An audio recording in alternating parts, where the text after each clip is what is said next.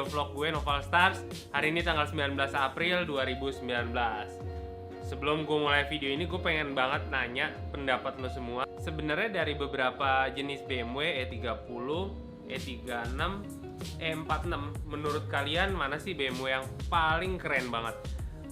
Silahkan isi komen di bawah biar gue tahu. Nah, jadi beberapa waktu lalu gue sempat collab sama Akbar Rais, sama Rifat Sungkar, Gofar Hilman, dan ada juga di situ si Arya Drifter. Kita cerita-cerita, kita ngebahas tentang modifikasi, cerita-cerita tentang mobil. Nah, abis itu ujung-ujungnya saling tanya satu sama lain. Menurut kalian BMW apa yang paling keren?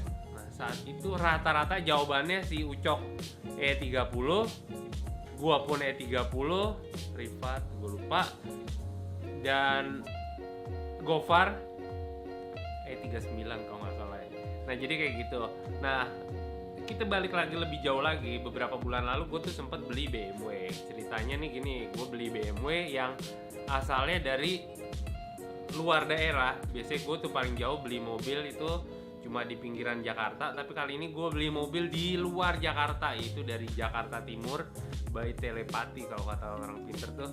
Jadi gue nyari-nyari mobil ini, kebetulan gue suka. Yang pertama gue lihat adalah fotonya.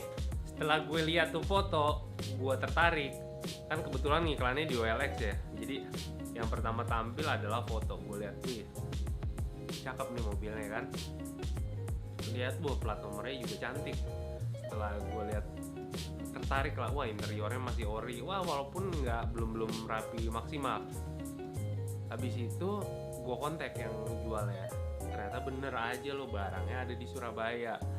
Gue tuh punya pengalaman yang cukup banyak kecewa terhadap mobil yang udah gue suka dari internet. Ternyata setelah lihat langsung barangnya bucuk. Jadi gue punya bad experience banget tentang itu, dan gue memutuskan untuk tidak berangkat ke Surabaya karena sangat buang waktu dan sangat beresiko tinggi ketika barangnya ternyata jelek. Udah gitu, gue di sisi lain nih pengen banget sama nih mobil. Gue pengen banget punya BMW E30 karena secara desain E30 ini sangat ikonik banget. Sempet dipakai di catatan si Boy di era tahun 80-90-an kalau nggak salah, dengan gaya lampu yang masih telanjang bulat-bulat dua gitu. Akhirnya gue tertarik banget dan gue maju terus, pantang menyerah. Gue kontak lah si seller, gue minta detail info tentang mobilnya, nego harga segala macam, dan gue tanya si seller kalau memang kita deal bersedia nggak mobilnya dikirim ke Jakarta. Untungnya si seller setuju.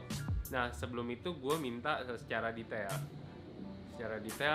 foto-foto mobilnya, foto depan, foto belakang yang seperti udah gue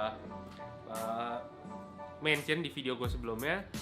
Gue minta detail-detail foto, berikut video posisi mobil dinyalain, berikut pertanyaan-pertanyaan yang menjerat.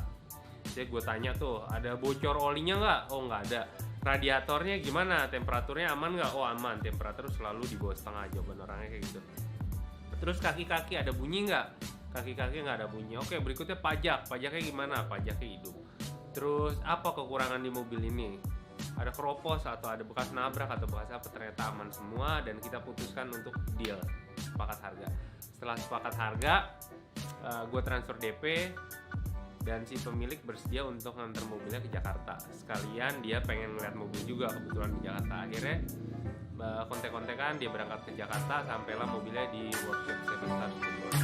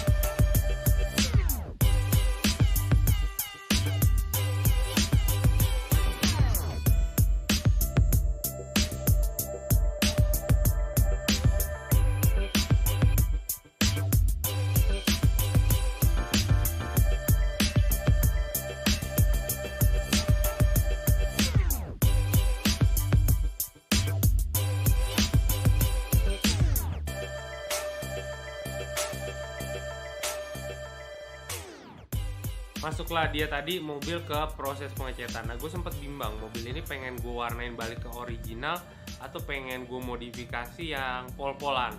Akhirnya gue memutuskan nggak pol-polan dan tidak juga original. Gue milih di tengah-tengah. Saat itu gue pilih warna grey. Yang saat ini lagi tren tuh grey, mirip warna Innova baru ya, jatuh pada warna itu karena warnanya itu cukup kalem dan sangat netral, jadi bisa masuk ke mobil warna aja. Biasanya kalau terlalu ngejreng di BMW kurang cocok. Silver grey saat itu ketempel di mobilnya. Nah, abis gue pilih warna silver grey, setelah mobil ini dicat memang bener kelihatannya mulus, cuma nggak bakal ngangkat banget. Sebelum mobilnya gue modifikasi yang lainnya. Nah, sempet gue ganti, gue putuskan untuk nyari velg Harji Type C saat itu. Selain barangnya jarang, kalaupun ada harganya setengah budek, mahal gila. Akhirnya gue cari velg yang mirip-mirip Harji, dapatlah velg tersebut, dapat di EK Garage. Nah, ringnya juga pas, offsetnya juga kecil karena E30 kan offsetnya kecil.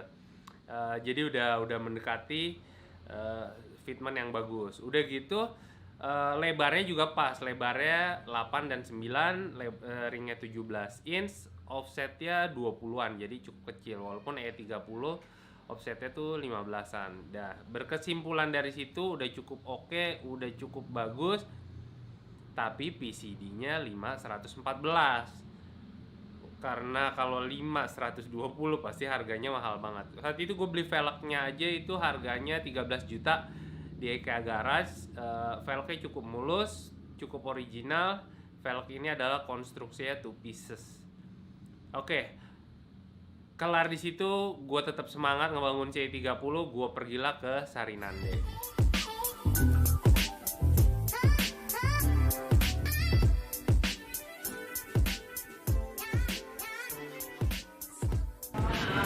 Banyak orang yang bingung untuk mendapatkan sebuah mobil yang keren itu harus dimulai dari mana sih? Apa gua harus modif audionya dulu, atau kaca filmnya dulu, atau pendekin dulu, atau sunroof dulu, atau catnya dulu? Nah, buat gua sendiri yang paling penting itu nomor 1 saat modif mobil adalah velg. Yang kedua fitment, tinggi rendahnya velg di mobil. Nah, banyak orang tuh kesulitan memilih velg. Langkah pertama udah kesulitan, giliran suka modelnya ternyata nggak bisa pas di mobilnya. Nah, ini solusi banget buat lo yang udah suka banget, udah mengidam-idamkan velg, sebuah velg, dan ternyata velgnya tuh nggak cocok di mobil lo. Nggak usah khawatir, selagi ukuran lebar offsetnya masih memungkinkan untuk di-adjust, velg itu bisa lo rubah kayak yang gue lakukan sekarang di BMW 30 gue. Basically ini mobil BMW 30 dengan PCD velg 400 dan offset yang cukup keluar. Jadi agak susah nyari velgnya karena rata-rata velg Jepang itu kebanyakan offsetnya ke dalam. Offset itu adalah posisi keluar masuknya velg di fender. Nah, mayoritas mobil-mobil Jepang atau velg-velg Jepang itu offsetnya dalam. Nah, si E30 ini offsetnya harus pakai yang keluar banget. Jadi akibatnya kalau gue pakai velg Jepang yang umum, yang udah mendem banget. Nah, walhasil apa, gue kemarin sempet nyari-nyari velg dan gue udah ke EK Garage. Akhirnya gue nemu velg Blitz by NK, Blitz 01 by NK, yang bentuknya gue suka banget. Bentuknya tuh mirip-mirip Harji klasik, kalau nggak salah Harji klasik yang 3 piece. Nah, tapi sayangnya velg ini hanya ada di baut 5 dan PCD 114. Jadi tolak belakang banget sama si BMW ini yang basically adalah PCD-nya 100, bautnya ada 4. Nah, nggak mau nyerah sampai di situ. Akhirnya gue mutusin, karena gue udah suka banget dan udah yakin namanya velg. Offsetnya juga udah mirip-mirip, dengan kelebaran 89, offset depan 22 dan belakang 29. Kira-kira udah deket. Kalau nambah spacer juga udah nggak terlalu jauh. Akhirnya gue putuskan untuk beli velg itu, dan sekarang gue bakal masang di BMW ini. Nah, ini dia PCD 4 cepek. Jadi ya, kalau dilihat. Sedangkan velg gue itu PCD-nya adalah 5114 tuh. Logikanya nggak bakalan masuk. Gimana sih basic mobil yang 4 cepek dipasangin velg yang 114 kali baut 5.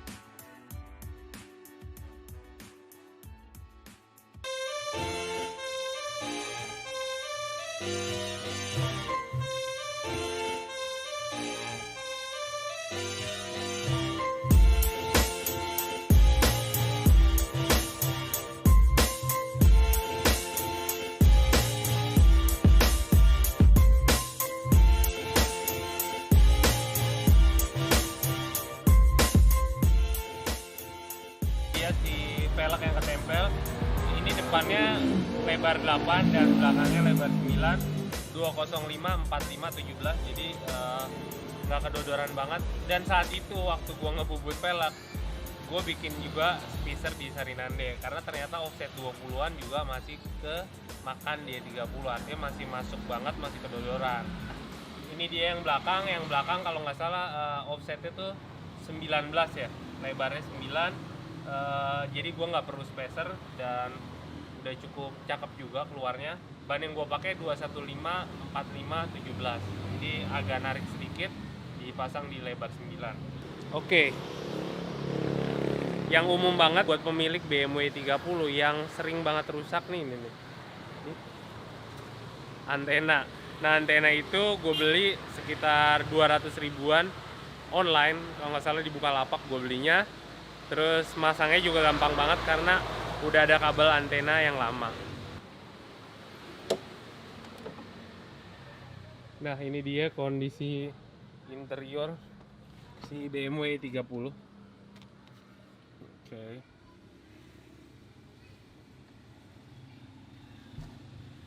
Jadi kalau dilihat si BMW 30 ini standarnya yang tahun muda. Ini yang punya gua adalah tahun 91, udah menggunakan setir M-Tech dan juga udah ada tweeter tuh di pojok situ tuh, udah ada tweeter.